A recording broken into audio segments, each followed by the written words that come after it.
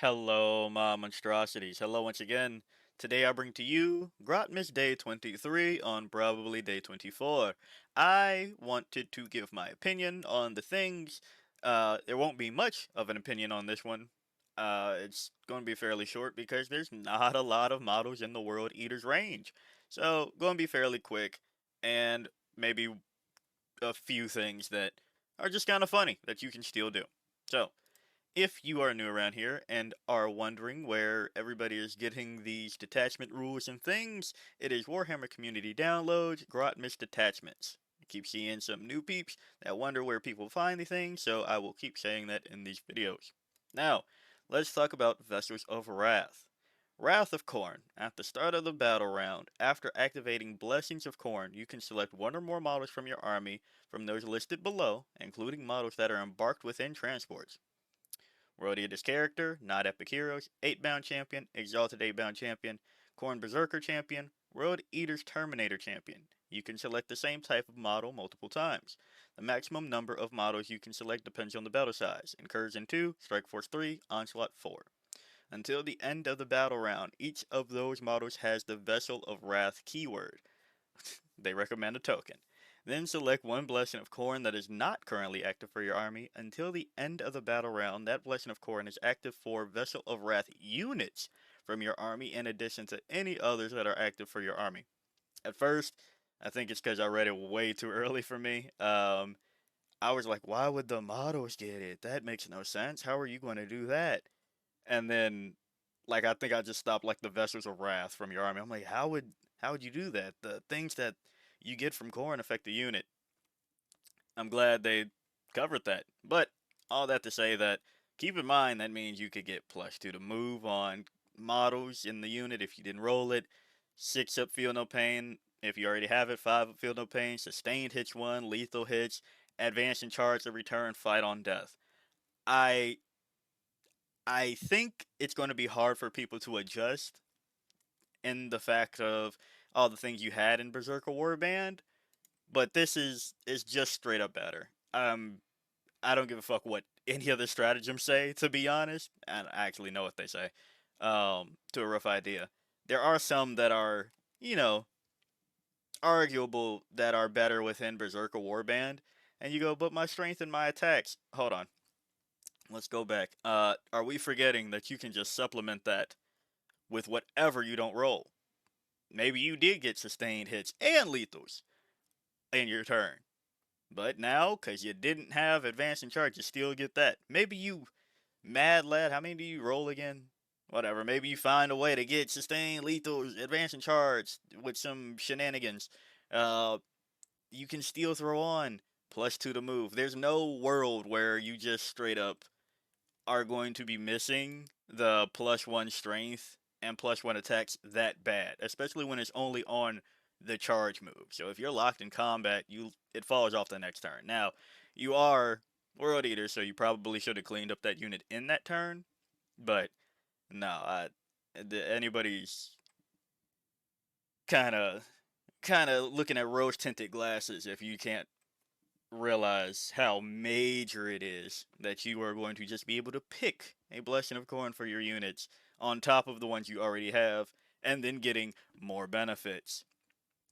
So yeah, that's my initial feeling. Not to say like, oh my gosh, I can't believe you don't see how this is better, but it's just like, nah, just give it time when you go, what if I just chose the buff on top of getting buffs?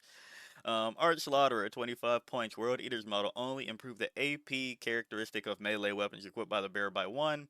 While the bearer is a Vessel of Wrath, improved the damage characteristic of those weapons by 1 as well. It's just the bearer. So for 25 points, I don't know. I feel you could have taken this down a little bit, but they did their scale of 25, 20, 15, 10. So not too mad at it. If you're going to make it the 25 one, it could definitely be worse. So +1 to damage is always nice. I just always go, well, it's the bearer. So there's that. Vox Diabolus, 20 points. World Eater's model only. Each time the bearer's unit destroys an enemy unit with a melee attack, roll 1d6, adding 1 to the result if the bearer is a Vessel of Wrath. On a 4-up, you gain 1 CP. Uh, Not a fan of it, to be honest. You have to destroy the unit with a melee attack, and then, if they're a Vessel of Wrath, +1 to the roll, 4 ups give you 1 CP. That's a lot for a little. To 20 points, too.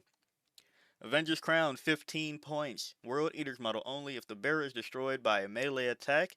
If it has not fought this phase, roll 1d6 on a 2-up, do not remove it from play. The destroyed model can fight after the attacking unit has finished making its attacks and is then removed from play. I don't really like that it's just a bearer again. I understand what you're doing here, where it's like, well, the individual people in the units are like better and they are vessels of wrath and then they power the things around. It's like, I don't know. I feel there should have been a clause like if the bearer is your vessel of wrath, then the entire unit gets fight on death. Um, but for 15 points, it's a decent points filler. I'm being nitpicky to an extent. Gateways to Glory, 10 points. World Eater's Demon Prince or World Eater's Mounted model only. Each time the bearer makes a normal advance or charge move, you can go through walls. When doing so, it can move within engagement range of such models, but cannot end a normal or advanced move within engagement range of them. So this is an auto take for 10 points. Don't know how to tell you this, except how I just told you this. It's 10 points. You are slamming that on one of the two. You're bringing one of the two. And yeah, that's auto take. Aspire to Infamy. Fight phase. 1 Khorne Berserkers or Jackals unit from your army that has not been selected to fight this phase and is within 8 inches of one or more friendly World Eaters character models. Until the end of the phase, improve the strength and AP characteristics of melee attacks equipped by non-character models in your unit by 1. This is again a fun idea. I just wish that it wasn't restricted to Khorne Berserkers or Jackals.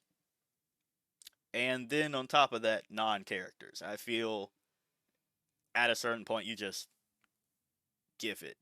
And I know I'm saying all these nitpicks, to which is like, but you just told me that this is better than Berserker Warband. I promise, the fact that you get to just choose your buff for whatever you are kind of lacking will just take over for the rest, and something else later. But beyond that, it's like, yeah, I get it. There's a lot of restrictions, but they have to restrict it because they just gave you whatever you don't have in the turn already for 3 units. I'm sorry, 2 units.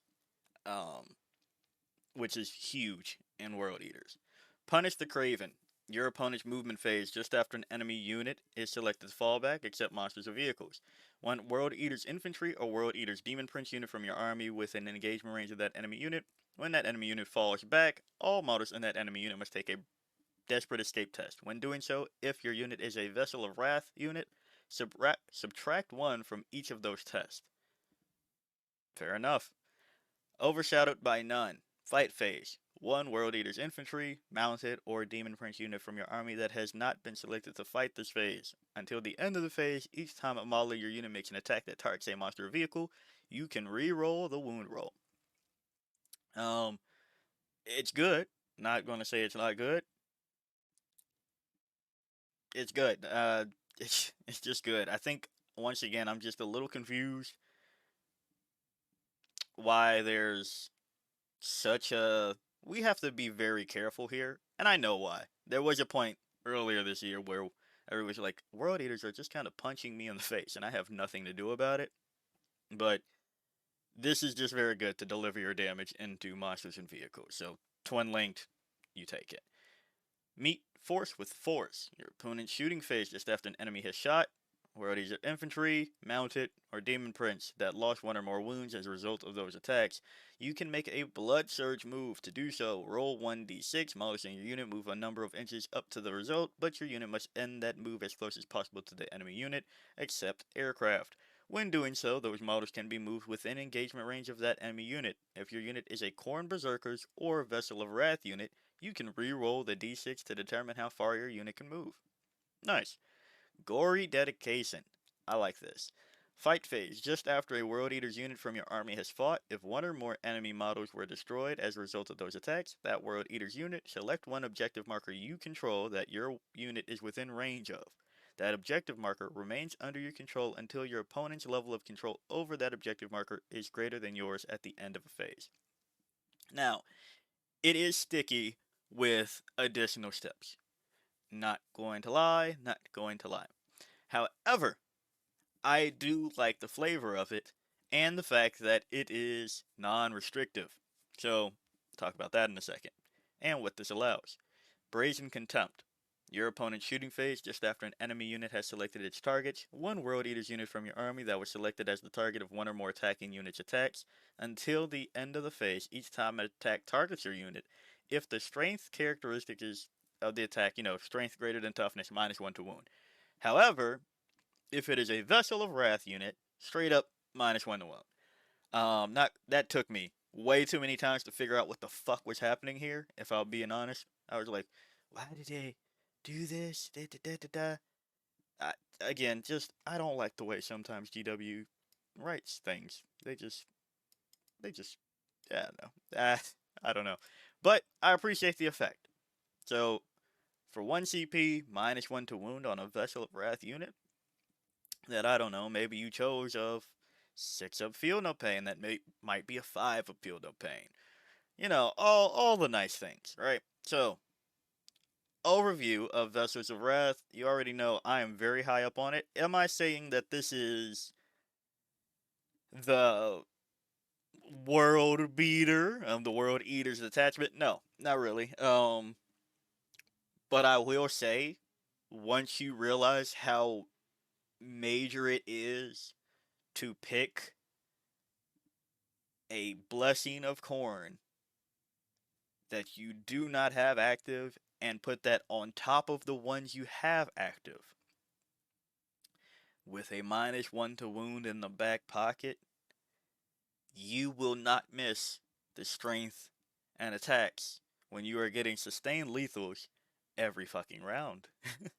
Whatever round that you feel that you need it, sustained lethals. You will not miss the minus strength and attack on a charge. Now, you might end up missing, which one is it? Do do do do do do do do do do do do do do do do. You might end up missing. I'm trying to remember which one it is. Ah, for the skull throw. Until the end of the phase, each time a model in your unit makes a melee attack that targets a character, monster, or vehicle unit, +1 to wound, because it also includes characters and it's +1 to wound, not just reroll wounds. You might miss that one, if I'm being honest. You might miss that one a little bit. But beyond that, this is really good. Like, really good. A little bit jealous. A little bit jealous. Um, yeah. But now on to really quickly the data sheets. First, I still think you take Angron. I still think you take Angron. I know. I know. Um, you still have access to reviving Angron each time with Reborn in Blood. Each time you make a Blessings or Corn roll, if this model is destroyed, you can use a 666 from that roll to use this ability. If you do, this model is no longer destroyed and is placed into reserves with its full wounds remaining. So, if you use the 666 to bring back Angron, and now you still have the ability to pick another one, yeah, I think Angron's still major here. All of the Wrathful Presence aura things that I don't know. Personally, I just find it hard to believe that you just drop Angron completely. However, I do know there's that 30 Terminators list, which is I think I don't know how it's not the same amount of points as Angron. I mean, I could literally just look up and do math, but it's just perplexing to me that you're telling me that there's 30 Terminators worth of Angron. But Angron won't get almost anything in here. Yeah, almost. So, little thing about these two. Says World Eater's unit, World Eater's unit. You can give Angron -1 to wound if the strength of that attack is greater than the toughness characteristic of your unit. They only get a flat -1 to wound if they are a Vessel of Wrath. So Angron can't become a Vessel of Wrath.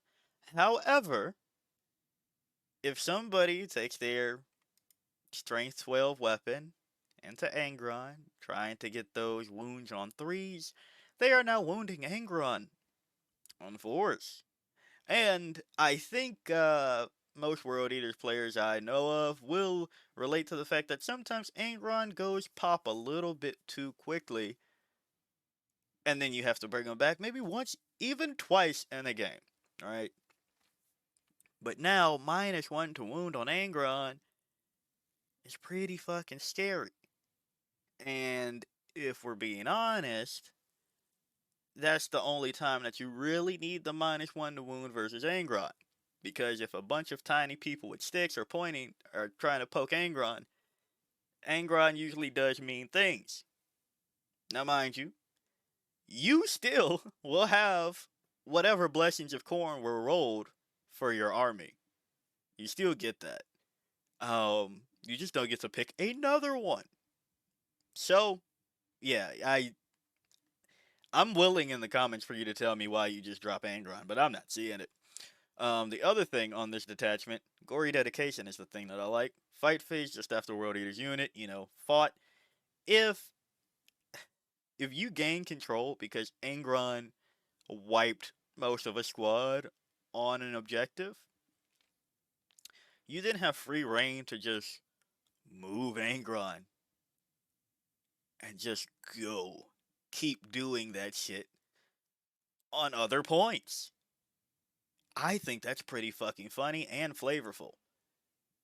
So, yeah, beat him down, get control, keep it pushing with any World Eaters unit, including Angron.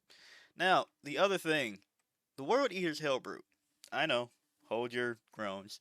I'm not saying that you do take the Hellbrute. I'm saying that if you do, there's something funny you can do. I hate Frenzy. Each time an enemy unit targets this model, after this unit has finished making its attacks, this model can either shoot as if it were your shooting phase or fight as if it were your fight phase. Yeah, remember how I said Brazen Contempt is, not restrictive? So, -1 to wound, and then get to fire back as if it was your shooting phase? World Eater's Hellbrute, everybody. Yeah, just a little funny thing you can do.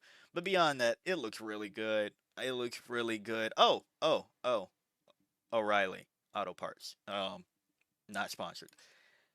Gateways to Glory. I should also bring that one up because the fact that for 10 points, you just make your Demon Prince that you were probably bringing for the 5 up to 4 up, or give a 5 up to the infantry, also will benefit is a character, so you will have access to this part to give another blessing of corn, such as always putting on Sustained for the dev wounds. Yeah, advance and charge while moving through walls. Yeah, I don't see a world where you don't take the Demon Prince either. I'm willing to hear the arguments. 200 points is a bit much, but hey, Vessels of Wrath looks really good. So, if you liked the video, like it. Got a comment for me, comment. And until next time, peace out, my monstrosities.